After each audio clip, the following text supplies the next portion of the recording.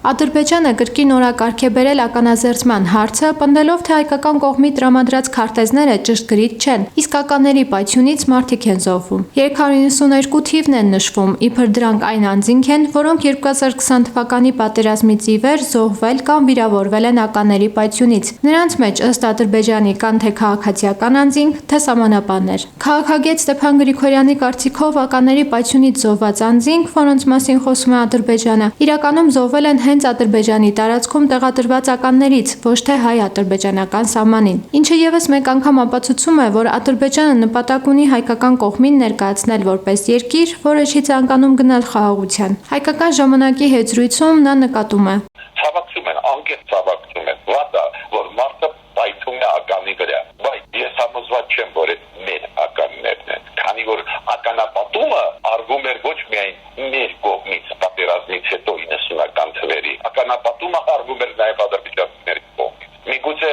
իրանք անփույթ այդ աշխատանքը կատարեցին, հիմա քարտեզներ չունեն ու հիմա պայթում են իրանց ականների վրա ու մեր վրա ուզում են քծել։ Աշխատում են շատ անփույթ ձևով, շատ հասարակ բան։ Ուղիղ 3 օր առաջ Ադրբեջանը առաջին անգամը, որ հիշեցրեց ականների քարտեզների հարցը։ Ոնց որ նվեր լինի 2 օր անց, ոնց որ պատվեր լինի 2 օր անց, 3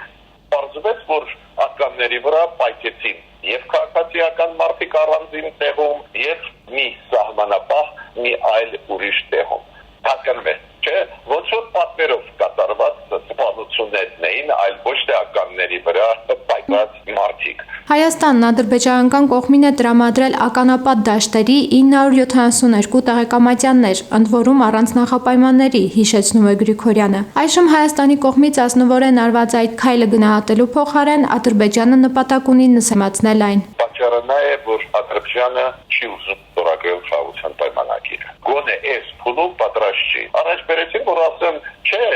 ժողովուրդ ջան, մենք չենք վերջնական ստորագրում, քանի որ Հայաստանը կրակում է, քանի որ ականների վրա մեռնում են մեր մարդիկ։ Հայաստանը աշխարհին ցույց տվեց, որ գնում է դեպի քաղաքակիրթ աշխարհ։ Ովքեր ասած Հայաստանը իսկական պետություն է կառուցում, ոչ թե ահաբեկչական պետություն, որը ահաբեկում է հարևաններին, վախեցնում է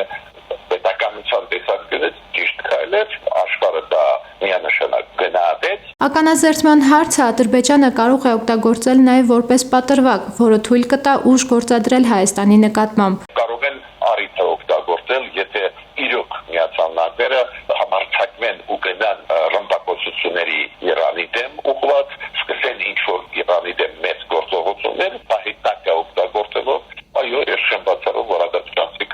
գնան այս ձևի պրովոկացիոն սադրանքային գործողությունների։ Հայաստանն այս պարագայում պետք է շարունակի ակտիվ աշխատել դիվանագիտական եւ քաղաքական ոլորտներում, կարևորում է Ստեփան Գրիգորյանը։